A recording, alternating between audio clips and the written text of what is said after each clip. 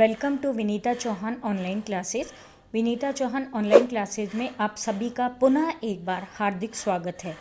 आप जानते हैं एनवीएस की तैयारी हमारे यूट्यूब चैनल पर जारी है और ना केवल एनवीएस एंड बाकी अन्य एग्ज़ाम से रिलेटेड महत्वपूर्ण आपको लेक्चर हमने समय समय पर उपलब्ध कराए हैं और इसी कड़ी में एनवीएस में प्रयोग किए जा रहे लाइब्रेरी सॉफ्टवेयर ई ग्रंथालय की जानकारी आपको देंगे शाहिद सर। तो आप देखिए ई ग्रंथालय सॉफ्टवेयर और अपनी तैयारी को परिपक्व और मजबूत बनाइए। Thank you. तो जैसा कि आज का जो टॉपिक है हमारा वो है आपका ई ग्रंथालय। तो ई ग्रंथालय के बारे में आज हम जानेंगे इस वीडियो में कि ई ग्रंथालय को किसने डिज़ाइन किया है, ई ग्रंथालय के जो मॉड्यूल्स हैं वो कौन कौन से हैं और ई ग्रंथालय को किस लिए डिज़ाइन किया गया, कौन कौन से इसके वर्ज़न हैं, कब कब लॉन्च हुए हैं और किस प्लेटफॉर्म पे कौन सा वर्ज़न वर्क करता है, कौन कौन से डेटाबेस इसमें यूज़ में लिए गए हैं और जो पुराने इसके वर्ज़न हैं वो किस तरह से वर्क करते थे, इसके जो मोड हैं वो कौन कौन से मोड हैं, किस तरह से आर्किटेक्चर पे वर्क करता है। तो ये सारी जो बातें हैं वो हम आज के इस वीडियो में डिस्कस करेंगे और काफ़ी इम्पोर्टेंट टॉपिक है ये आपके एनवीएस स्टूडेंट के लिए जिन्होंने एनवीएस का भी रिटन एग्ज़ाम क्वालिफाई किया है और उनका जो पर्सनल इंटरेक्शन है उसमें ई ग्रंथालय से क्वेश्चंस पुट ऑफ हो सकते हैं, क्योंकि जो भी एनबीएस है, केबीएस है और जितने भी गवर्नमेंट ऑर्गेनाइजेशंस हैं उनमें सभी जो गवर्नमेंट लाइब्रेरीज़ हैं उन सभी गवर्नमेंट लाइब्रेरीज़ में ई ग्रंथालय का यूज़ होता है। ओके, तो इस पॉइंट ऑफ व्यू से ये काफ़ी इंपॉर्टेंट टॉपिक हो जाता है और ये ज़रूरी नहीं है कि ये सिर्फ एनबीएस स्टूडेंट्स के लिए ज़रूरी है, बाकी सभी स्टूडेंट के लिए टॉपिक काफ़ी ज़रूरी है, क्योंकि जितने भी गवर्नमेंट लाइब्रेरीज़ हैं उसमें काफ़ी बार ये क्वेश्चंस पूछे जाते हैं ई ग्रंथालय से, क्योंकि सारे जो गवर्नमेंट लाइब्रेरीज़ में अगर ई ग्रंथालय का यूज़ हो रहा है तो जितने भी आपके एग्ज़ाम्स वगैरह होंगे तो उसमें ये ई ग्रंथालय से क्वेश्चंस पूछे जा सकते हैं। अगर आपको कोई इंटरव्यू वगैरह है तो उसमें भी ये क्वेश्चंस आपसे ऑब्वियसली पूछा जाएगा। तो सभी स्टूडेंट के लिए काफ़ी इंपॉर्टेंट टॉपिक है। तो चलिए शुरुआत करते हैं इस टॉपिक की। तो सबसे पहले मैं इस टॉपिक में आपको बताऊंगा कि ई ग्रंथालय जो है, जैसे कि इस टॉपिक का नाम है ई ग्रंथालय, तो सॉफ्टवेयर का नाम हो गया आपका ई ग्रंथालय। तो इसका जो पूछ ले इंटरव्यूअर अगर आपसे पर्सनल इंटरेक्शन में पूछ लेता है कि इसकी जो टैगलाइन है, जो पंच लाइन है वो क्या है, तो आपको वो याद रखनी है। इसकी जो टैगलाइन है वो digital agenda for library automation and networking, ये आपको याद रखना है। ई ग्रंथालय की टैगलाइन है digital agenda for library automation and networking. तो चलिए शुरुआत करते हैं इस टॉपिक की और देखते हैं इसमें क्या क्या टॉपिक है, क्या कौन कौन से फीचर्स हैं इसके सॉफ्टवेयर के। तो वन बाई वन हम इसको डिस्कस करते हैं। तो सबसे पहले देखिए जानेंगे ई ग्रंथालय के बारे में। तो ई ग्रंथालय जो है वो क्या है, सबसे पहली चीज़ तो ये। तो ई ग्रंथालय देखिए आपका एक लाइब्रेरी ऑटोमेशन सॉफ्टवेयर है। ऑटोमेशन सॉफ्टवेयर का मीन्स होता है कि कोई भी ऐसा सॉफ्टवेयर, कोई भी ऐसा एप्लीकेशन जो आपकी लाइब्रेरी के जो काम है, जो प्रोसेस हैं उनको ऑटोमेट करे। मीन्स आपके लाइब्रेरी के जो इन हाउस एक्टिविटीज़ की अगर हम बात करें तो उन इन हाउस एक्टिविटीज़ को अगर कोई भी सॉफ्टवेयर, कोई भी एप्लीकेशन अगर आपको ऑटोमेट करके दे रहा है, मीन्स वो आप कैसा सॉफ्टवेयर हो गया, वो लाइब्रेरी ऑटोमेशन सॉफ्टवेयर हो गया। अब बात करें कि जो लाइब्रेरी के अंदर इन हाउस एक्टिविटीज़ हैं, लाइक आपका एक्विजिशन है, क्लासिफिकेशन है, कैटलॉगिंग है, सर्कुलेशन है, तो ये सारी प्रोसेस जो है अगर सॉफ्टवेयर के थ्रू होने लग जाए, किसी मशीन के थ्रू, किसी कंप्यूटर सिस्टम के थ्रू, तो कंप्यूटर सिस्टम है वो वर्क किसके बेस पे करेगा, वो किसी न किसी सॉफ्टवेयर के बेस पे वर्क करेगा। तो अगर आपका कोई लाइब्रेरी अगर कंप्यूटर के हेल्प से वो सारी वर्किंग प्रोसेस उसकी होने लग जाए तो वो आपकी जो लाइब्रेरी है वो कैसे होगी, वो एक ऑटोमेट हो चुकी है। ठीक है, तो ये सब कुछ किसके थ्रू पॉसिबल है, ये सॉफ्टवेयर के थ्रू पॉसिबल है, जो जिन सॉफ्टवेयर को बोला गया है लाइब्रेरी ऑटोमेशन सॉफ्टवेयर। तो इसी तरह से ई ग्रंथालय क्या है, आपका लाइब्रेरी ऑटोमेशन सॉफ्टवेयर है। बात करते हैं किसने इसको डेवलप किया है। तो एनआईसी के द्वारा, नेशनल इंफॉर्मेटिक्स सेंटर के द्वारा ई ग्रंथालय को डेवलप किया गया है। और कौन सी मिनिस्ट्री है, ministry of electronics and information technology, in short इसको मीटी भी बोलते हैं, गवर्नमेंट ऑफ इंडिया के अंडर इसको डिज़ाइन किया गया है। और बात करते हैं कि किस टाइप की लाइब्रेरीज, किस लाइब्रेरी के लिए इसको डिज़ाइन किया गया है। तो जितनी भी गवर्नमेंट लाइब्रेरीज हैं हमारी कंट्री के अंदर, हमारी इंडिया के अंदर, उन सभी गवर्नमेंट लाइब्रेरीज के लिए इसको डिज़ाइन किया गया है। तो ये चीज़ आपको याद रखनी है, बेसिक सी चीज़ है। ग्रंथालय के आपका लाइब्रेरी ऑटोमेशन सॉफ्टवेयर है जो डेवलप किया है आपका एनआईसी ने और ministry of electronic and information technology द्वारा, और गवर्नमेंट लाइब्रेरीज के लिए इसको डिज़ाइन किया गया है। बात करते हैं सेकेंड पॉइंट जो है आपका, the software has been design by a team of experts from software as well as library and information science discipline. Okay, तो जो आपका सॉफ्टवेयर है, इसका जो डेवलपमेंट का काम है, इसका जो डिज़ाइनिंग का काम है, इसका जो प्रोग्रामिंग है, जो कोडिंग है, वो डिज़ाइन की है आपके जो सॉफ्टवेयर इंजीनियर्स हैं, जो सॉफ्टवेयर डेवलपर है, उन्होंने डिज़ाइन किया है। बाकी जो इसकी वर्किंग प्रोसेस है, किस तरह से ये सॉफ्टवेयर वर्क करेगा, कौन कौन से मॉड्यूल्स को इसमें ऐड करना है और किस मॉड्यूल्स में कौन कौन से पॉइंट्स को रखना है, तो ये सारी जो नॉलेज है वो दी है आपकी लाइब्रेरी एंड इंफॉर्मेशन साइंस के जो एक्सपर्ट्स हैं। तो दोनों ही एक्सपर्ट मीन्स जो आपके सॉफ्टवेयर डेवलपर हैं और जो आपके लाइब्रेरी साइंस के एक्सपर्ट है, दोनों ने मिलके ही इसमें अपना कंट्रीब्यूट किया है और दोनों ने मिलके इसको डिज़ाइन किया है। तो ये जो बातें थी, कुछ बेसिक सी बात जो मैंने ई ग्रंथालय के बारे में आपको बताई। तो चलिए आगे बढ़ते हैं, कुछ और पॉइंट्स हैं। तो अब इस सॉफ्टवेयर के थ्रू हम क्या क्या कर सकते हैं, जैसे कि मैंने आपको स्टार्टिंग में बताया कि इस सॉफ्टवेयर के द्वारा जो आपका ई ग्रंथालय सॉफ्टवेयर है, इसके द्वारा आप इन हाउस एक्टिविटीज़ को ऑटोमेट कर सकते हैं। इन हाउस एक्टिविटीज़ मैंने आपको बता दिया, एक्विजिशन है, सर्कुलेशन, कैटलॉगिंग, क्लासिफिकेशन है, ये सारी आपकी लाइब्रेरी के अंदर होने वाली जो एक्टिविटीज़ हैं उनको क्या कर देता है, ऑटोमेट करता है। मीन्स मशीन के थ्रू वो चीज़ें होने लग जाती हैं सॉफ्टवेयर के हेल्प से। Okay, as well as user services, और यूज़र को सर्विस प्रोवाइड कराना है। मीन्स किसी यूज़र की कोई आईडी को जनरेट करना, उसकी प्रोफाइल को जनरेट करना और उस प्रोफाइल के अंदर उसके अकॉर्डिंग उसका नेम और वगैरह, और जैसे कोई बुक अगर उसको इशू करनी है तो वो उसमें मेंशन करना, उसको कोई बुक अगर उसने रिटर्न की है तो उसको मेंशन करना। तो ये सारी जानकारी जो है वो हम यूज़र सर्विसेज में डालते हैं। तो ये सारी चीज़ें जो हैंडल हो रही हैं वो आपके सॉफ्टवेयर के थ्रू हो पा रही हैं। तो ठीक है, जो सेकंड जो चीज़ है वो है the software can be implemented either in stand alone mode और इन क्लाइंट सर्वर मोड। देखिए, ये जो सॉफ्टवेयर है वो दो मोड में डिज़ाइन किया गया है। पहला जो मोड है वो है आपका स्टैंड अलोन मोड और सेकंड जो चीज़ है वो आपकी क्लाइंट सर्वर मोड। तो दोनों चीज़ को समझिए। सबसे पहले जो चीज़ है देखिए वो है स्टैंड अलोन मोड। तो इसमें समझने से पहले मैं आपको दो चीज़ें बता देता हूँ। पहली चीज़ तो होती है देखिए क्लाइंट, और दूसरी चीज़ होती है आपकी सर्वर।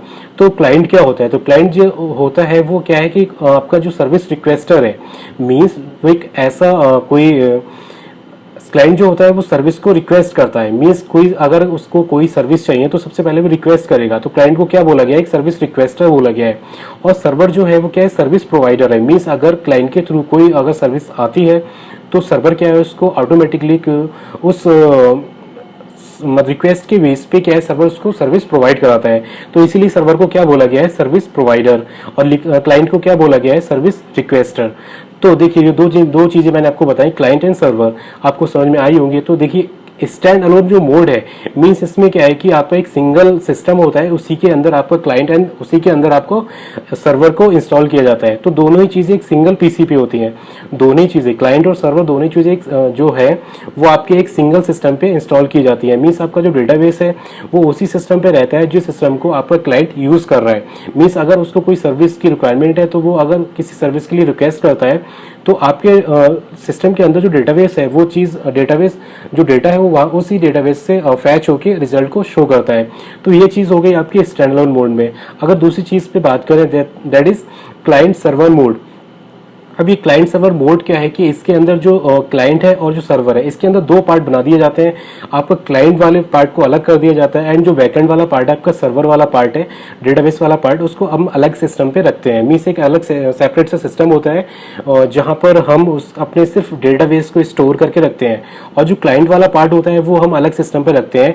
मीन्स वहाँ पर वो अपनी कोई भी क्वेरीज है, कोई भी डेटा एंटर कर सकते हैं किसी भी क्वेरी को परफॉर्म करने के लिए। तो क्लाइंट वाला पार्ट अलग रखते हैं और सर्वर वाला पार्ट अलग रखते हैं। तो ये चीज पॉसिबल होती है आपकी क्लाइंट सर्वर मोड के अंदर। मींस एक अलग आर्किटेक्चर है क्लाइंट सर्वर मोड। तो जैसे आज की अगर बात करें ई ग्रंथालय जो लेटेस्ट वर्जन है ई ग्रंथालय 4.0 की अगर हम बात करें तो इसमें इसी कॉन्सेप्ट पे वर्क किया जाता है। मींस जो क्लाइंट है सिर्फ उसके पास में एक सिस्टम रहता है, वो किसी न किसी ब्राउजर के थ्रू उन सर्विस को एक्सेस कर सकता है। और बाकी जो अगर डेटाबेस की बात करें तो वो आपका क्लाउड पे रहता है, जो नेशनल क्लाउड है NIC का, उस पे रहता है। तो ई ग्रंथालय 4.0 जब आएगा तो मैं आपको डिस्कस करूंगा इन डिटेल में। तो ये चीज़ इस तरह से काम करती है।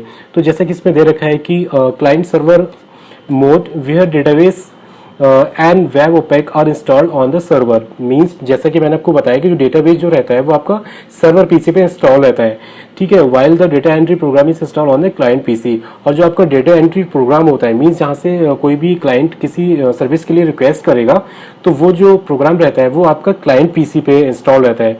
तो दोनों चीज़ें अलग अलग हो जाती हैं क्लाइंट सर्वर मोड के अंदर, ठीक है। तो ये चीज़ आपको समझ आई होगी। अगली जो चीज़ है वो है आपका the software provides local area network web based data entry solution for a cluster of library where a centralized common database can be created with union catalog output।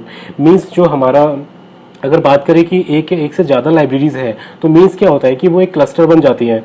ठीक है, तो अगर हम बात करें कि हमारे किसी एक पर्टिकुलर लाइब्रेरीज के अंदर बहुत सारे मोर देन वन क्लाइंट हैं तो वो भी एक टाइप के क्लस्टर हैं जो हमारे क्लाइंट्स हैं।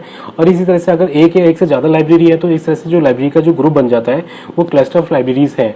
तो अगर वो एक साथ में किसी न किसी पर्टिकुलर क्वेरीज को एक्सेस करना कोई पर्टिकुलर क्वेरी को प्रोसेस करते हैं और किसी न किसी सर्विस के लिए रिक्वेस्ट करते हैं तो उसके लिए क्या करता है, मतलब क्या किया गया है कि एक सेंट्रलाइज डेटाबेस को डिज़ाइन किया गया है। मींस एक जैसे कि मैंने आपको बताया एक डेटाबेस रहता है कॉमन डेटाबेस। मींस वो सभी लाइब्रेरीज के लिए, सभी क्लस्टर जो लाइब्रेरीज है उनके लिए सेम रहता है। ओके, जो मींस सर्विस प्रोवाइड करेगा सर्वर वो उसी डेटाबेस से करेगा सारे लाइब्रेरीज के अंदर।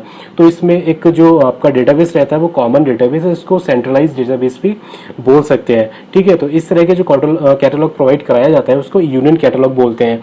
यूनियन कैटलॉग का कॉन्सेप्ट यही होता है कि अगर एक से ज़्यादा लाइब्रेरीज हैं, मोर देन वन लाइब्रेरीज हैं, तो उनके लिए जो कैटलॉग प्रोवाइड कराते हैं तो हम उसके लिए क्या करते हैं, कॉमन डेटाबेस को क्रिएट करते हैं और उसी डेटाबेस के थ्रू हम सारे लाइब्रेरीज को सर्व करते हैं। तो इस तरह के जो कैटलॉग डिज़ाइन होता है वहाँ पर यूनियन कैटलॉग बोला जाता है उसको। और जो आपका डेटाबेस है वो आपका सेंट्रलाइज डेटाबेस होता है। क्लियर है? तो चलिए आगे बढ़ते हैं, और भी कुछ फीचर्स हैं इसके, उनके बारे में हम जानते हैं।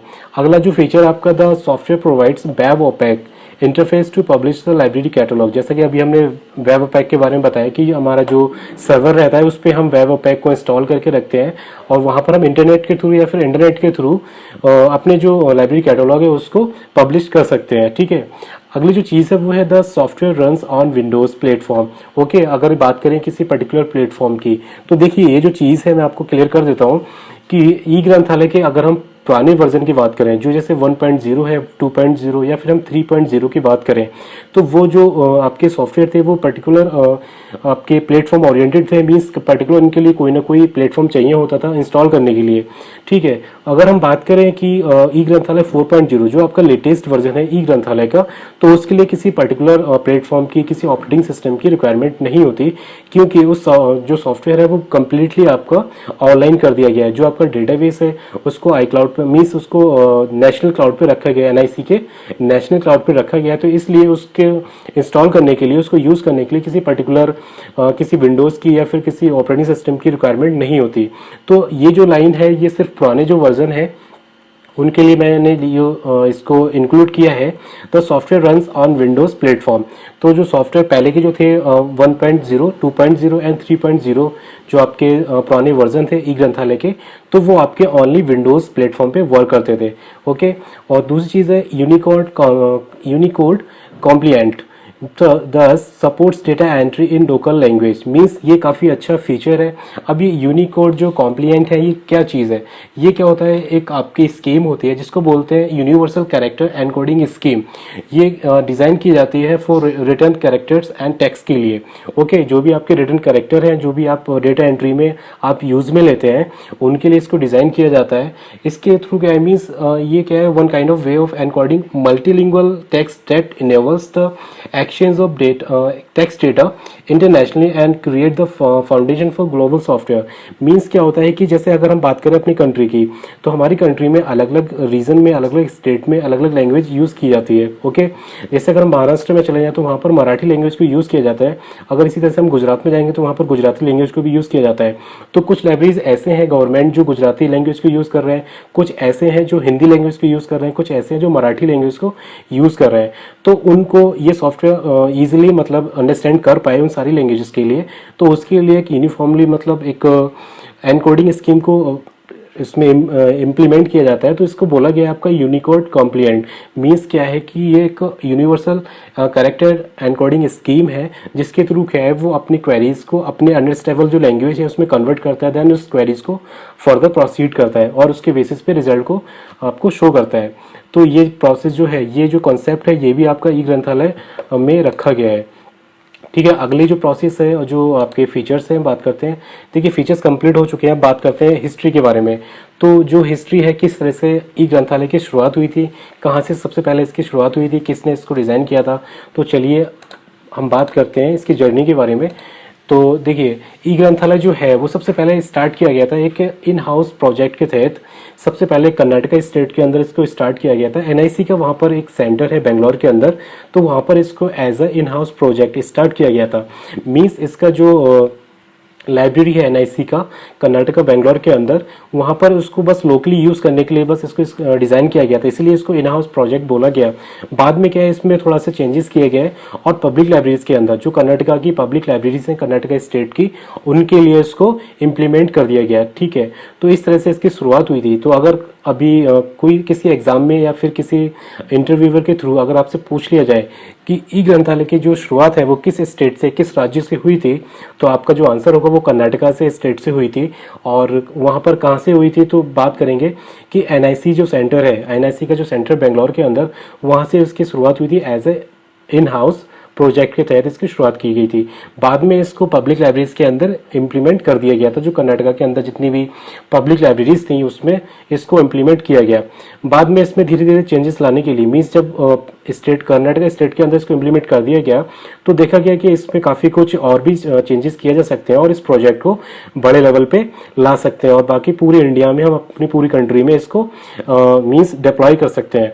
तो इसको क्या किया गया था, बाद में एनआईसी के जो हेडक्वार्टर्स हैं उनमें लाइब्रेरी साइंस का जो डिवीज़न रहता है, लाइब्रेरी एंड इंफॉर्मेशन साइंस का जो अलग डिवीज़न है, उसके जो एक्सपर्ट्स थे और जो सॉफ्टवेयर इंजीनियर्स थे उन्होंने डिस्कस किया और इसमें जो भी वीकनेस थी, जो भी इसके ड्रॉबैक्स थे, उसको इम्प्रूव किया और बाद में इसकी जो डिज़ाइनिंग प्रोसेस थी वो उसको इस तरह से चेंज किया कि ताकि जो इंडिया के अंदर जितनी भी लाइब्रेरीज यूज़ हो रही हैं उन सभी टाइप की लाइब्रेरीज में इसको मीन्स डिप्लॉय किया जा सके, इसको ईजिली इम्प्लीमेंट किया जा सके। तो इसमें इस तरह से चेंजेस आए और इस तरह से धीरे धीरे इसमें इम्प्रूवमेंट किया गया।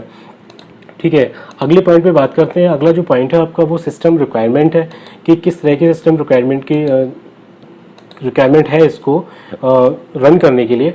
तो देखिए, सबसे पहले जो चीज़ है वो है स्टैंड अलोन मोड की। अगर बात करें, जैसे कि दो मोड मैंने आपको बताए, पहला जो मोड था आपका स्टैंड अलोन मोड और दूसरा जो मोड था वो आपका क्लाइंट सर्वर मोड जो आपका बताया था। तो क्लाइंट सर्वर मोड अलग चीज़ मैंने आपको बताई थी, उसमें अलग अलग क्लाइंट और सर्वर अलग अलग रहते हैं और बाकी जो स्टैंड अलोन मोड है उसमें एक ही सिस्टम में, एक ही पीसी के अंदर आपके दोनों क्लाइंट और सर्वर दोनों जो सिस्टम है वो इंस्टॉल रहते हैं। तो जैसा कि आपको बताया, इसमें लिखा है कि all the components to be install on a single PC. जैसा कि मैंने आपको डिस्कस किया था कि जो दोनों तरह के जो कंपोनेंट्स है, आपका क्लाइंट कंपोनेंट्स और आपका सर्वर वाला पार्ट है, जो सर्वर कंपोनेंट है वो आपके सिंगल पीसी में इंस्टॉल रहता है। ठीक है, अगर हम बात करें हार्डवेयर की, तो इसमें जो पेंटियम प्रोसेसर की बात हो रही है, मीन्स कौन सा प्रोसेसर होना चाहिए, मिनिमम आपका पेंटियम प्रोसेसर होना चाहिए। बाकी इससे ऊपर वाले पेंटियम 4 भी हो सकता है या फिर और भी आपके अच्छे जो प्रोसेसर है उनको आप यूज़ कर सकते हैं इसको रन करने के लिए। और बैकअप डिवाइस के लिए जैसे आपको यूज़ में लेना होगा आपको 1 GB रैम, मीन्स इसको प्रोसेस करने के लिए आपको मिनिमम 1 GB रैम आपको होना चाहिए। ओके, ये इसकी रिक्वायरमेंट है। अगर बात करें हार्ड डिस्क की, मीन्स इसके स्टोरेज की अगर बात करें तो आपका 40 GB हार्ड डिस्क होना चाहिए। ओके, अगर हम बात करें ऑपरेटिंग सिस्टम की, तो ये भी हमने डिस्कस कर लिया, विंडोज़ पे ये वर्क करता है। तो विंडोज़ का अगर आपके पास में एक्सपी वर्जन है तो उस पर भी चलेगा, या फिर सर्विस पैक 2 है आपका, उस पर भी चलेगा, या फिर विंडोज़ विस्टा है, या फिर आपका विंडोज़ 7 है। मीन्स अगर आपका ओएस कोई सा भी है, विंडोज़ का कोई भी वर्जन है, मीन्स एक्सपी से ऊपर होना चाहिए। ओके, तो उस पर ईजिली रन करेगा आपका ई ग्रंथालय। और अगर बात करें डीवीएमएस की, मीन्स डेटाबेस मैनेजमेंट सिस्टम की अगर बात करें, तो MS SQL सर्वर 2005 या फिर 8 या फिर कोई भी एक्सप्रेस एडिशन होना चाहिए जो कि डेटाबेस को स्टोर करने के लिए काम आता है, डीवीएमएस डेटाबेस मैनेजमेंट सिस्टम। तो ये जो सारी बात मैं कर रहा हूँ ये है आपका stand alone mode. Stand alone mode मैंने कि आपको बोला था कि कोई भी सिस्टम है उसके अंदर क्लाइंट भी होगा और आपका सर्वर वाला पार्ट भी होगा। सर्वर का मतलब है कि जो आपका डेटाबेस है वो भी आपका उस सिस्टम में इंस्टॉल होगा, उसको उस डेटाबेस को उसी सिस्टम के अंदर हमें इम्प्लीमेंट करना पड़ेगा, उसी के अंदर हमें डिज़ाइन करना पड़ेगा। तो हमें किसी न किसी हार्डवेयर की ज़रूरत पड़ेगी और कोई सिस्टम है तो सिस्टम के अंदर कोई ना कोई ऑपरेटिंग सिस्टम होगा, उसकी ज़रूरत पड़ेगी। और डेटाबेस को मैनेज करना है तो डेटाबेस के लिए हमें कोई ना कोई मैनेजमेंट सिस्टम चाहिए, कोई DVMS चाहिए। ओके, तो ये बात होगी आपकी स्टैंड अलोन मोड की बात।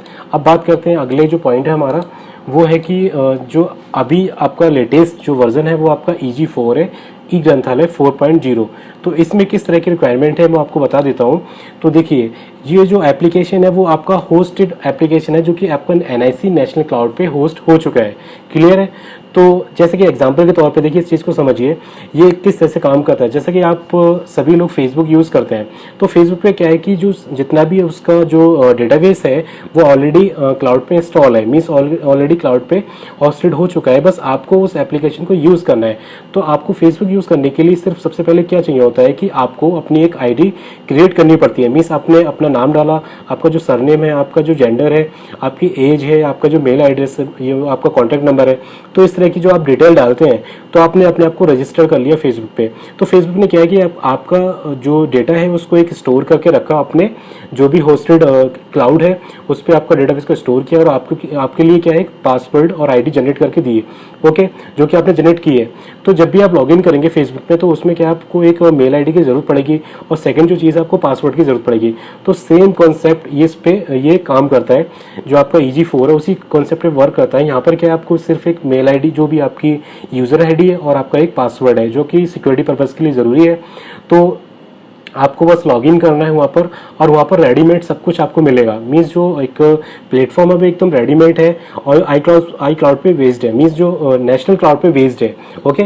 तो NIC का जो नेशनल क्लाउड है जिसका नाम है मेघराज, अगर वो आपसे इंटरव्यू में पूछ लेता है कि NIC का जो नेशनल क्लाउड पे इसको होस्ट किया गया है इस एप्लीकेशन को, तो उस क्लाउड का नाम क्या है, तो उस क्लाउड का नाम है मेघराज। ये क्वेश्चन काफ़ी बार एग्जाम्स में पूछा भी गया है लाइब्रेरी साइंस के अंदर। तो जो पहली चीज़ मैंने आपको बताई, application is hosted in NIC national cloud and user online used online, okay. Online इसको यूज़ करते हैं, जैसे कि आप फेसबुक यूज़ कर रहे हैं उसी तरह से इस सॉफ्टवेयर को भी ऑनलाइन यूज़ करते हैं। अब जब ऑनलाइन आप यूज़ कर रहे हैं तो इसके लिए किसी भी तरह की, किसी भी प्रकार की आपको किसी सिस्टम की, पर्टिकुलर सिस्टम की, ऑपरेटिंग सिस्टम की रिक्वायरमेंट नहीं है, ओके। क्योंकि आप यूज़ करेंगे तो आप किसी न किसी ब्राउज़र के थ्रू आप इंटरनेट एक्सप्लोरर यूज़ कर सकते हैं, या फिर गूगल क्रोम यूज़ कर सकते हैं, या फिर एप्पल की बात करें तो आप सफारी यूज़ कर सकते हैं। तो इसमें किसी भी पर्टिकुलर कोई सिस्टम की रिक्वायरमेंट नहीं है, किसी हार्डवेयर की रिक्वायरमेंट नहीं है, ओके। तो user libraries for data entry and member services, okay, दोनों के लिए आपको डेटा एंट्री भी जरूरत पड़ेगी, तब भी आप उसको ऑनलाइन कर सकते हैं। और मेंबर जो सर्विसेज हैं, आपको कोई भी आपको पैटर्न क्रिएट करना है और खुद की आईडी जनरेट करनी है, खुद की लाइब्रेरी के लिए आईडी जनरेट करनी है, तो ये सारी जो डिटेल है वो आप ऑनलाइन कर पाएंगे, ओके। सेकंड जो चीज़ है वो लिखिए, देखो, no component is install and nothing to maintain at user end. Means आपका जो यूजर एंड है, मीन्स आप खुद अगर कोई यूज़र यूज़ कर रहा है अपनी लाइब्रेरी के लिए, तो उसकी किसी भी तरह की कोई भी एप्लीकेशन या फिर कोई भी कंपोनेंट इंस्टॉल करने की, अपने सिस्टम पे इंस्टॉल करने की रिक्वायरमेंट नहीं है, क्योंकि इनने ये जो एप्लीकेशन है टोटल ऑनलाइन कर दिया है, ओके। और बात करें थर्ड पॉइंट की, user library needs to have desktop with high speed internet connectivity. तो आपको सिर्फ एक चीज़ की ज़रूरत पड़ेगी, वो है आपका इंटरनेट कनेक्शन। अगर आपको कोई भी एप्लीकेशन यूज़ करना है, जैसे कि आप फेसबुक में यूज़ करते हैं, अगर आप फेसबुक यूज़ करना चाहते हैं तो आपके पास में कोई ना कोई इंटरनेट कनेक्टिविटी होनी चाहिए, आपका इंटरनेट अच्छा आना चाहिए। तो वो यहाँ भी ज़रूरत है। आपके पास में कोई ना कोई डेस्कटॉप है, तो आप उस डेस्कटॉप के थ्रू कोई भी इंटरनेट कनेक्शन अगर है तो आप इस एप्लीकेशन को यूज़ कर सकते हैं। लेकिन इसमें एक और कंडीशन है कि जो आपका इंटरनेट स्पीड है वो आपका अच्छा होना चाहिए, 4 to 8 Mbps स्पीड आनी चाहिए, ओके। 4 to 8 Mbps स्पीड होनी चाहिए सिस्टम में, ताकि आप इस जो एप्लीकेशन है ऑनलाइन, इसको आप बहुत ही अच्छे से यूज़ कर पाएंगे, ओके। लास्ट जो पॉइंट है आपका वो है other infrastructure required in library. तो और बाकी जो चीज़ें हैं वो कौन कौन सी रिक्वायरमेंट पड़ेंगी, जैसे आपका डेस्कटॉप वार कोड प्रिंटर है, मीन्स अपने बुक्स में जो भी अगर आपको चिपकाना है, जो पेस्ट करना है, जो भी आपको वार कोड प्रिंटर वगैरह, तो आप जो वार कोड है उसको जनरेट कहाँ से करेंगे, आपका जो भी प्रिंटर होगा उससे आप जनरेट करेंगे, तो एटलीस्ट वो आपके पास होना चाहिए, आपके पास स्कैनर होना चाहिए, लेज़र प्रिंटर वगैरह। तो ये एक्स्ट्रा जो चीज़ें हैं वो आपके लाइब्रेरी में होनी चाहिए। बाकी कोई कंपोनेंट की कोई स्पेसिफिक आपको लैपटॉप या कोई किसी पर्टिकुलर कोई सॉफ्टवेयर की रिक्वायरमेंट नहीं है, ओके। जो भी आपके पास सिस्टम है, बस आपके पास में एक अच्छा इंटरनेट कनेक्शन होना चाहिए और आप इस ई ग्रंथालय 4.0 को यूज़ कर सकते हैं। अगला जो चीज़ है वो फीचर्स हैं, तो इसमें और कौन कौन से फीचर्स हैं वो जान लेते हैं आपके EG4 के बारे में, ई ग्रंथालय 4.0 के बारे में। तो इसके अंदर क्या है, जो आपका जो प्लेटफॉर्म है, under this platform NIC provides a complete ICD solution. Means जो आपका जो भी आप इस प्लेटफॉर्म को यूज़ करेंगे, जो भी लाइब्रेरीज इन प्लेटफॉर्म को यूज़ कर रही है, तो NIC क्या करता है, उसको completely information communication technology solution provide करा रहा है, ICD सॉल्यूशन प्रोवाइड करा रहा है विद ILMS, विद ILMS क्यों बोला, क्योंकि ILMS का मतलब है कि वो ऑनलाइन सर्विस को तो ले ही रहे हैं, साथ ही साथ अपनी जो लाइब्रेरीज़ है, लाइब्रेरीज़ की जो एक्टिविटीज़ है, मैंने आपको बताया इन हाउस एक्टिविटीज़, उनको भी वो इजीली मैनेज कर पा रहे हैं सॉफ्टवेयर के थ्रू। ओके, तो ये जो पहला पॉइंट था, provides a complete ICT solution with ILMS, okay, integrated library management system. Clear है। अगली जो चीज़ है डिजिटल लाइब्रेरी मॉड्यूल, ओके, जो भी मॉड्यूल्स है वो सारे डिजिटल लाइब्रेरी मॉड्यूल्स हैं, उनको यूज़ करेंगे। एंड क्लाउड होस्टिंग एनवायरनमेंट, और जैसे कि मैंने आपको बताया इसका जो डेटाबेस है वो कैसा है, जो कंप्लीट एप्लीकेशन है वो आपका क्या है, क्लाउड पे होस्ट कर दी गई है। इसका जो डेटाबेस है वो नेशनल क्लाउड पे है, NIC के, एंड जो ओपेक है वो भी आपका क्लाउड पे रहता है विद NIC SI है। अब ये क्या है, empanel lock roll out service support. देखिए NIC ने क्या है इसको डिज़ाइन किया, जैसे कि हमने डिस्कस किया कि NIC के द्वारा इस ई ग्रंथालय को डिज़ाइन किया गया है। अब क्या होता है कि जब भी कोई कंपनी किसी सॉफ्टवेयर को डिज़ाइन करती है तो ये ज़रूरी नहीं है कि वो सॉफ्टवेयर ऐसे ही हमेशा चलता रहेगा, उसके अंदर कोई ना कोई प्रॉब्लम आ सकती है, कोई ना कोई टेक्निकल इशू हो सकता है, किसी सिस्टम पे वो नहीं खुल रहा है, किसी लाइब्रेरी की कोई रिक्वायरमेंट है, कोई हेल्प लेना चाहता है, तो किसी न किसी टेक्निकल हेल्प के लिए NIC ने क्या एक अलग से एक अपनी यूनिट को डिज़ाइन किया है जिसका नाम है NIC SI, means national informatics centre का जो एक अलग सेपरेट जो यूनिट बनाई है, दैट इज़ आपका NIC SI इसको डिज़ाइन किया है। तो ये क्या है, आपका एक सेपरेट सर्विसेज इंफ्रास्ट्रक्चर अलग से डिज़ाइन किया है NIC ने अपनी सर्विस को टेक्निकल सपोर्ट देने के लिए। जो भी NIC अपने प्रोडक्ट को डिज़ाइन करती है तो उन प्रोडक्ट को टेक्निकल सपोर्ट देने के लिए उसने एक अलग ही यूनिट को डिज़ाइन किया जिसको बोला गया है NICSI, और वहाँ के थ्रू उस जो आपका सेपरेट जो रिवीजन है वहाँ से वो अपने टेक्निकल सर्विसेज को प्रोवाइड कराती है।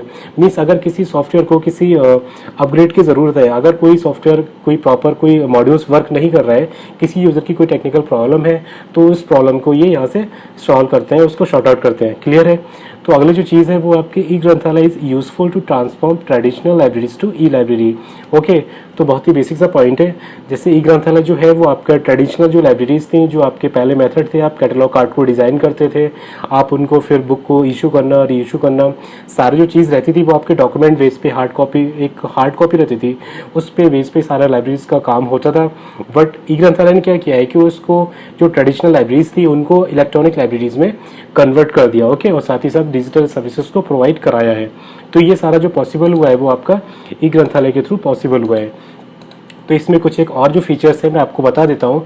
तो देखिए ई ग्रंथालय का जो लेटेस्ट वर्जन मैंने आपको बता दिया 4.0 जो है वो आपका ई ग्रंथालय का लेटेस्ट वर्जन है, और ये क्या है आपका क्लाउड रेडी एप्लीकेशन है। मीन्स जो एप्लीकेशन है वो क्लाउड पे रहता है। मीन्स जो NIC का नेशनल क्लाउड है मेघराज, उस पर उसको इस एप्लीकेशन को उस क्लाउड पे रखा गया है and provide a web based solution, और वेब बेस्ड सॉल्यूशन प्रोवाइड कराता है। मीन्स इंटरनेट के थ्रू जो भी आपके ब्राउज़र है उसके थ्रू ये एप्लीकेशंस को जो भी सर्विसेज है उसको प्रोवाइड कराता है। ओके, ई ग्रंथालय 4.0 यूजेस PostgreSQL। अब मीन्स अब इस जो एप्लीकेशन है उसको क्लाउड पे रेडी, मतलब क्लाउड रेडी एप्लीकेशन है, इसको क्लाउड पे तो इंस्टॉल कर दिया, बट वहाँ भी कोई ना कोई तो ऐप जो डेटाबेस को मैनेज करने के लिए किसी न किसी DVMS की ज़रूरत तो होती होगी ना, कोई डेटाबेस तो यूज़ हो रहा होगा। तो वो कौन सा डेटाबेस है, तो ये क्या है, PostgreSQL है। अब ये क्या है, एक online means open source DVMS है। ओके, ये चीज़ आपको याद रखनी है। ई ग्रंथालय 4.0 के अंदर जो PostgreSQL यूज़ हो रहा है, जो DVMS यूज़ हो रहा है, वो आपका एक ओपन सोर्स DVMS है जिसका नाम है आपका PostgreSQL। तो ये चीज़ आपको याद रखनी है। और लास्ट वाला पॉइंट जैसा कि हमने डिस्कस कर ही लिया है, it is available in NIC national cloud Meghraj. Okay, national cloud है, इसका नाम मेघराज है, इस पे इसको रखा गया है इस एप्लीकेशन को for the government libraries on the request basis with hosting of application and database for online access. Okay, जितनी भी जो चीज़ें हैं, जितनी भी सर्विसेज हैं वो ऑनलाइन एक्सेस होंगी, और किन टाइप की लाइब्रेरीज के लिए है, ये जितने भी गवर्नमेंट लाइब्रेरीज है उनके लिए इसको डिज़ाइन किया गया है। क्लियर है। अगले मूव करते हैं और अगला जो फीचर्स है वो देखते हैं कौन कौन से फीचर्स हैं। तो देखिए इसमें जो है वो Z3950 क्लाइंट सर्च बिल्ट-इन है। मींस ये क्या है, किस स्टैंडर्ड पर वर्क करता है। ISO का एक स्टैंडर्ड है, ISO का एक स्टैंडर्ड है Z3950, काफ़ी पॉपुलर स्टैंडर्ड है। ये क्या है, एक unified access to distributed resources. Means e ग्रंथालय के अंदर जो डिस्ट्रीब्यूटेड रिसोर्सेज हैं, जिन रिसोर्स को डिस्ट्रीब्यूट किया गया है, तो उनको यूनिफाइडली एक्सेस करने का काम जो है वो किसका है, Z39.50 का है। मीन्स ये one kind of standard protocol है जो कि सर्चिंग एंड रिट्रीवल इन्फॉर्मेशन के काम आता है। ओके, डेटाबेस के अंदर अगर आपके पास में कोई डेटाबेस है, जैसे कि इसके अंदर पोस्टग्री मैंने आपको बताया ओपन सोर्स DVMS जो है, वहाँ पर जितना भी आपका जो डेटा है, जो भी रिसोर्सेज है, उसको यूनिफॉर्मली एक्सेस करने के लिए हमें किसी न किसी प्रोटोकॉल की ज़रूरत जो पड़ती है। तो वो जो ज़रूरत है वो उसको कंप्लीट कौन कर रहा है, Z39.50। ओके, तो ये क्या है, आपको डेटाबेस से इंफॉर्मेशन को रिट्रीव करना और उसमें किसी भी डेटाबेस में उस डेटा को सर्च करना। तो ये किसका काम है, Z39.50 का काम है। ये एक टाइप का स्टैंडर्ड है जो कि किस एजेंसी के थ्रू मेंटेन किया जा रहा है, ये काफ़ी ज़रूरी है।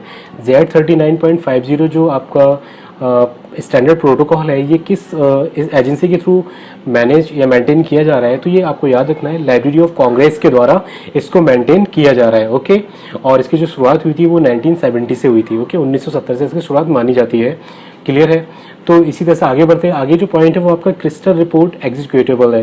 ये काफ़ी इंपॉर्टेंट पॉइंट है इसके अंदर, क्रिस्टल रिपोर्ट्स एग्जीक्यूटेबल। अभी क्रिस्टल रिपोर्ट जो होता है वो क्या है कि ये क्या है, एक रिपोर्ट जनरेशन टूल है। ओके, जो कि SAP एक कंपनी है, SAP SAP एक कंपनी है, काफ़ी बड़ी सॉफ्टवेयर कंपनी है, उसके द्वारा इसको बनाया गया है। रिपोर्ट जनरेशन टूल है।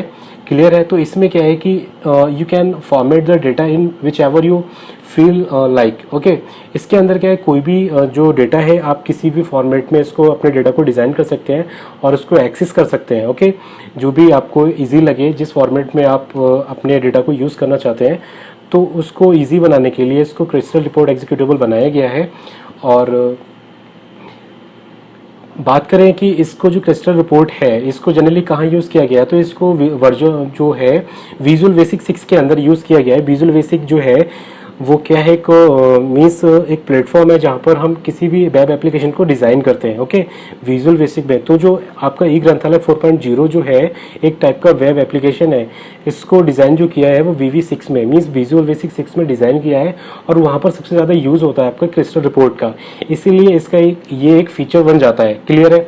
तो अगर मैं बोलूँ कि जो आपका ई ग्रंथालय 4.0 है, इसको किस प्लेटफॉर्म पे डिज़ाइन किया गया है, तो आपका जो आंसर होगा इजीली आप कह सकते हैं कि VB6 मींस विजुअल बेसिक 6 पे इसको डिज़ाइन किया गया है। ओके, जो आपका विजुअल बेसिक .NET, अगर आप टेक्निकल बैकग्राउंड से हैं तो आप समझ पा रहे होंगे, विजुअल बेसिक .NEट एक लैंग्वेज होती है, एक प्लेटफॉर्म होता है, मीन्स एक टाइप का फ्रेमवर्क कह सकते हैं जहाँ पर हम वेब एप्लीकेशन को जनरेट करते हैं।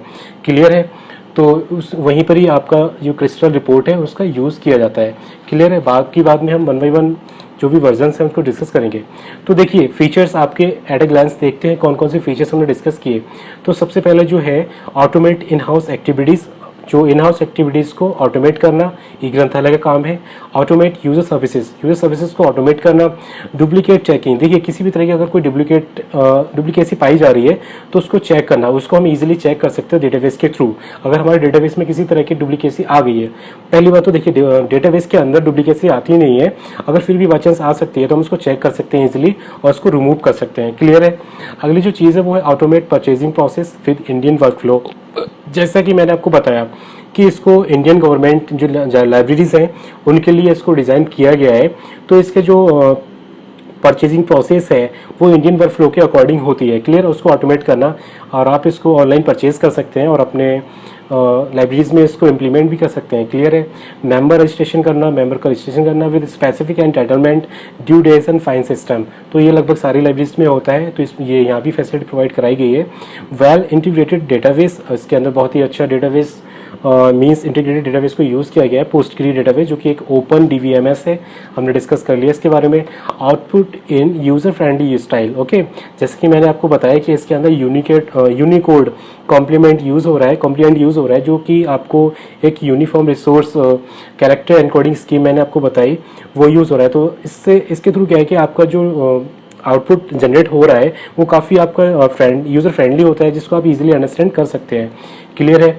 ये चीज़ हमने को डिस्कस कर दी। लास्ट में आपको कॉमन डेटाबेस है, जैसे कि मैंने आपको बताया कि ये जो एप्लीकेशन है वो iCloud पे होस्ट हो चुकी है, तो NSE का जो नेशनल क्लाउड है वहाँ पर इसको एप्लीकेशन को होस्ट करके रखा है, तो इसलिए इसका जो डेटाबेस हो जाता है वो कॉमन डेटाबेस है। मीन्स जो बाकी सारे लाइब्रेरीज हैं वो सिर्फ इसको यूज़ कर रहे हैं। ओके, वो सिर्फ उस एप्लीकेशन को यूज़ कर रहे हैं, बाकी उनका डेटाबेस क्या है, सेम है, जो कि आपका NSE के नेशनल क्लाउड पे होस्ट हो चुका है। क्लियर है। बात करते हैं इसके मॉड्यूल्स की। तो इसके कौन कौन से मॉड्यूल्स हम देख लेते हैं। तो हर एक सॉफ्टवेयर में जैसे कि मॉड्यूल्स होते हैं, उन मॉड्यूल्स पे वो वर्क करता है। तो इसके अंदर ई ग्रंथालय के भी कुछ मॉड्यूल्स हैं। जैसे कि सबसे पहला जो मॉड्यूल्स है आपका, वो है आपका library automation. Okay, library administration. हर एक लाइब्रेरी के अंदर ये कॉमन होता है। जो भी एडमिनिस्ट्रेशन के जो वर्क होते हैं, मीन्स हमारे लाइब्रेरी के अंदर कौन सा बजट आना है, कितनी बुक्स आनी है, और किन बुक्स को मंगाना है, किन बुक्स को नहीं मंगाना है, और किस किस डिपार्टमेंट के लिए कौन कौन सी बुक्स को ऑर्डर करना है, बिल किसको पेमेंट करना है, किसके थ्रू बिल पेमेंट करना है। तो ये सारी जो प्रोसेस है वो एडमिनिस्ट्रेशन के थ्रू होती है, एडमिन डिपार्टमेंट के थ्रू होती है। तो सबसे ऊपर इस डिपार्टमेंट को रखा गया है लाइब्रेरी एडमिनिस्ट्रेशन। तो ये एक मॉड्यूल बनाया गया है। इस सॉफ्टवेयर के अंदर भी आपको मिलेगा। सबसे पहले लाइब्रेरी एडमिनिस्ट्रेशन। दूसरी चीज़ है वो है आपका मास्टर डेटा। मास्टर डेटा के अंदर जैसा कि मैंने आपको बताया कि इसके अंदर क्या है, एक कॉमन डेटाबेस हम यूज़ करते हैं। तो हमारे अंदर जैसे हम एक क्लस्टर ऑफ लाइब्रेरीज भी यूज़ कर सकते हैं। मीन्स हमारे क्या है, एक बहुत बड़ा डिपार्टमेंट है। जैसे कि हमारा किसी बड़े गवर्नमेंट कॉलेज की अगर बात करें तो उसके अंदर लॉ डिपार्टमेंट अलग है, इंजीनियरिंग डिपार्टमेंट अलग है, मेडिकल डिपार्टमेंट अलग है। तो अलग अलग डिपार्टमेंट की अलग अलग लाइब्रेरीज भी होंगी, और उन लाइब्रेरीज के अंदर इस तरह से क्या बन जाता है, क्लस्टर बन जाता है। तो वो सारे जो क्लस्टर है मीन्स एक पर्टिकुलर मास्टर डेटा बनाना जरूरी होता है कि हम सारे, लेकिन डिपार्टमेंट तो एक है, मीन्स एक जो कॉलेज है, जो यूनिवर्सिटी है, वो तो एक ही है। तो उसका जो डेटा होगा, जो उसका जो कंप्लीट हम बात करें ओवरऑल डेटा की, वो तो सेम ही होगा। बट जो अलग अलग उसके सब ब्रांचेज हैं, लाइक आपका मेडिकल है, लॉ है, आपका इंजीनियरिंग डिपार्टमेंट है, तो वो अलग अलग है। बट उसका एक मास्टर डेटा बनाना जरूरी होता है, जहाँ पर सारे डेटा को हम हैंडल करेंगे।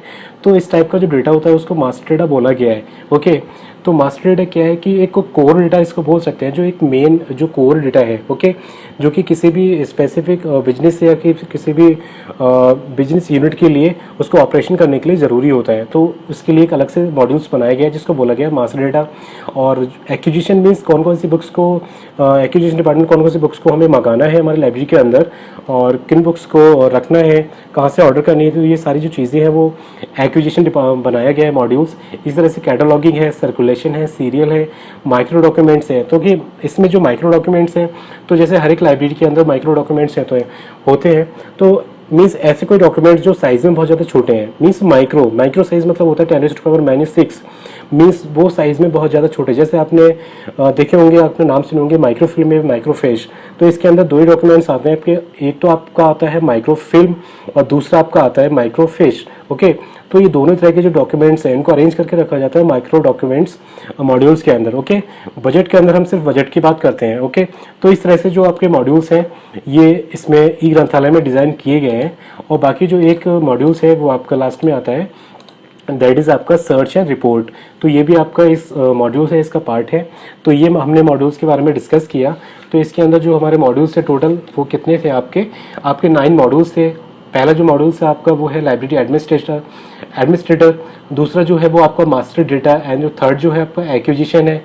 फोर्थ जो आपका है cataloguing, circulation, then serial, then micro documents, then budget, and last में जो है आपका सर्च एंड रिपोर्ट। ओके, तो इसी तरह से आगे बढ़ते हैं और देखते हैं कि इसका जो सॉफ्टवेयर में वर्जन है, various version of the software, means कौन कौन से वर्जन है, कौन कौन से प्लेटफॉर्म पे वर्क करते हैं, कौन से डेटाबेस को यूज़ करते हैं, और कब इसको लॉन्च किया गया। तो ये जानना काफ़ी ज़रूरी है, क्योंकि इंटरव्यूअर आपसे पूछ सकता है। ओके, सपोज आपसे पूछा गया कि सबसे पहला जो वर्जन था उसको क्या बोला गया। ठीक है, तो सबसे पहला जो वर्जन था 1.0 था, जिसको बोला गया पब्लिक लाइब्रेरी एडिशन।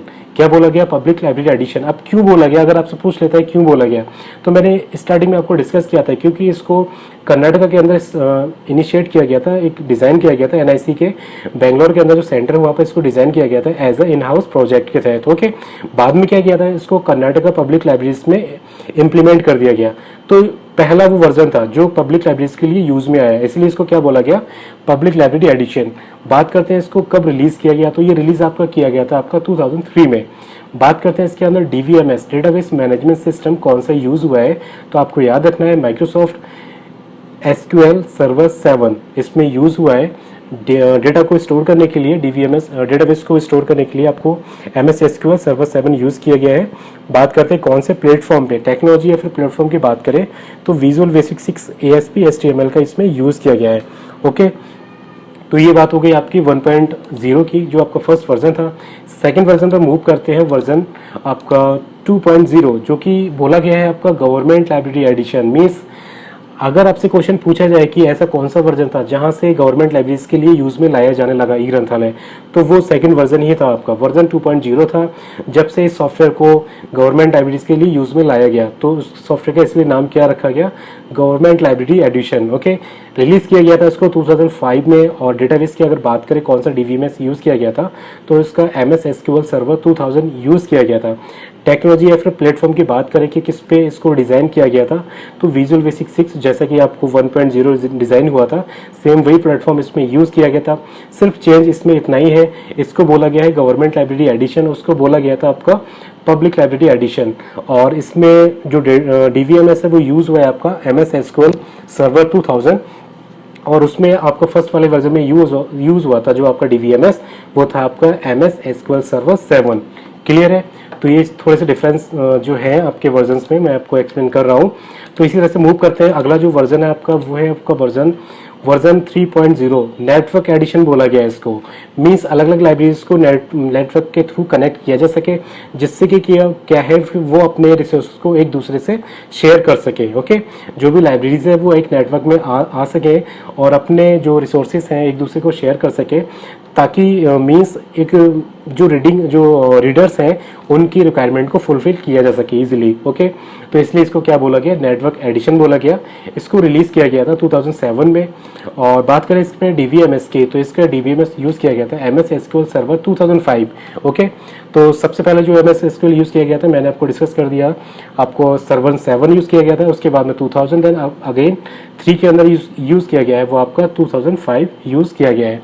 बात करें इसको किस टेक्नोलॉजी में डिज़ाइन किया गया है, तो आपका है विजुअल बेसिक .NET, जैसे कि अभी हम डिस्कस कर रहे थे, ASP.NET 2.0 लेटेस्ट वर्जन यूज़ करने लगे। ओके, तो ये जो बात की मैंने वर्जन 3.0 की, अगला मूव करते हैं नेक्स्ट वर्जन पे जो आपका लेटेस्ट वर्जन है, दैट इज आपको वर्जन 4.0, जिसको बोला गया है एंटरप्राइज एडिशन। ओके, क्या बोला गया है इसको, 4.0 को बोला गया है एंटरप्राइज एडिशन। मीन्स ये क्या है कि एंटरप्राइज एडिशन है जिसमें क्या है कि आपको किसी ऑपरेटिंग सिस्टम की रिक्वायरमेंट नहीं होती, किसी पर्टिकुलर आपको वेब एप्लीकेशन की रिक्वायरमेंट नहीं होती, किसी भी कंपोनेंट को इंस्टॉल करने की रिक्वायरमेंट नहीं होती। तो ये आपका एंटरप्राइज एडिशन है जो आपको ऑनलाइन आप यूज़ कर सकते हैं। ठीक है, इसको रिलीज़ किया गया था आपका 2015 में, और इसमें DVMS यूज़ हुआ है जो कि ओपन सोर्स DVMS है, that is PostgreSQL। Okay, technology की अगर बात करें तो कौन सी टेक्नोलॉजी में इसको डिज़ाइन किया गया है, तो आपका ASP.NET 4.0 मीन्स और भी इसको लेटेस्ट प्लेटफॉर्म पे यूज़ किया गया है बनाने के लिए, ASP.NET 4.0 AJAX या फिर jQuery। तो इसमें इसको डिज़ाइन किया गया है। तो आज हमने इस वीडियो में डिस्कस किया कि ई ग्रंथालय आपका क्या है, किस तरह से इसकी शुरुआत हुई, और कौन कौन से इसमें मॉड्यूल्स है, कौन कौन से इसके वर्जन है, उन वर्जन में कौन कौन से डेटाबेस को यूज़ किया गया है। लेटेस्ट जो वर्जन है आपका 4.0, उसका जो डेटाबेस है वो कौन सा है, उसका DVMS को कहाँ रखा गया है और किस तरह से इसको ऑनलाइन होस्ट किया गया है, और इसका जो DVMS है वो ओपन सोर्स DVMS है, PostgreSQL यूज़ होता है। तो ये जो सारी बातें थी हमने आज के इस वीडियो में डिस्कस। तो जैसा कि अभी मैं आपको लेके आया हूँ ब्राउज़र में, और आपको ई ग्रंथालय पे जाना है तो आपको डालना होगा egranthalaye.nic.in eg4.html। ओके, तो ऐप जो भी आपका लेटेस्ट जो वर्जन है ई ग्रंथालय का, आप उसके पेज पे आ जाएंगे। यहाँ पर देखिए ये आपको पेज जो शो हो रहा है वो ई ग्रंथालय का पेज है। यहाँ पर आपको सारी डिटेल मिलेगी जो भी ई ग्रंथालय के बारे में मैंने आपको बताई। तो ई ग्रंथालय देखिए आपका डिजिटल प्लेटफॉर्म है डेवलप बाई NIC, जैसा हमने डिस्कस किया, MIT के द्वारा इसको डेवलप किया गया है government of India for government libraries. Okay, जैसा कि हमने सब कुछ डिस्कस किया है। और इस प्लेटफॉर्म के अंडर ये NIC प्रोवाइड क्या कराता है, complete ICT solution with integrated library management software. Okay, जो भी इंटीग्रेटेड लाइब्रेरी मैनेजमेंट सॉफ्टवेयर है, तो ये सब कुछ मैंने आपको डिस्कस किया है।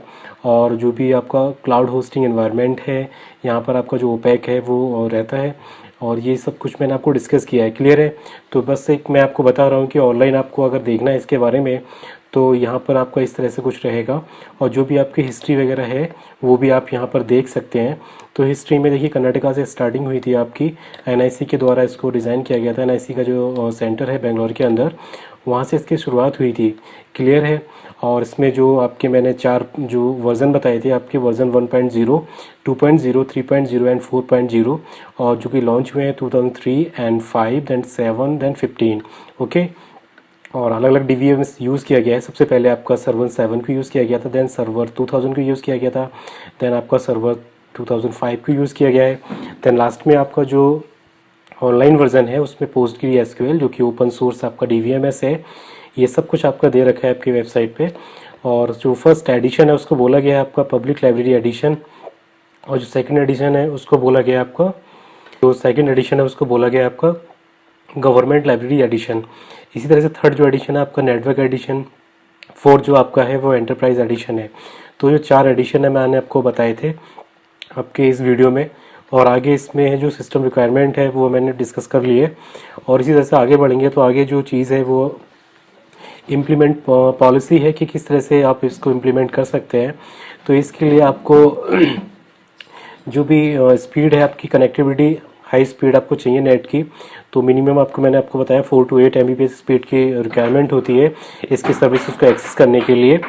और जो भी आपका सिस्टम है, जो भी आपका डेटाबेस है वो NIC क्लाउड पे बेस्ड है, NIC क्लाउड पे रहता है जिसका नाम मेघराज है। NIC क्लाउड मैंने आपको डिस्कस किया। उसी तरह से अगर बात करें कि इसको कैसे ले सकते हैं, कैसे परचेज़ कर सकते हैं, तो देखिए इसकी जो प्राइस है वो देखिए आपको 21,275 इसकी प्राइस है। ओके, तो इस EG4 की इन्होंने प्राइस रखी है ये।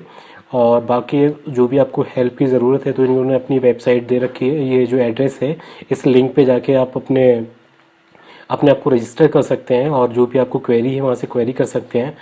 और बात करें कि कौन कौन से एलिजिबल ऑर्गेनाइजेशन है जो इसके लिए एलिजिबल हैं, जो अपने ऑर्गेनाइजेशन में इस सॉफ्टवेयर का यूज़ कर सकते हैं। देखिए सबसे पहली चीज़ तो ये यहाँ पर ये देखिए KBS भी दे रखा है and Jawahar Navodaya Vidyalaya, NBS JBS दोनों में ही आपका ई ग्रंथालय का यूज़ होता है।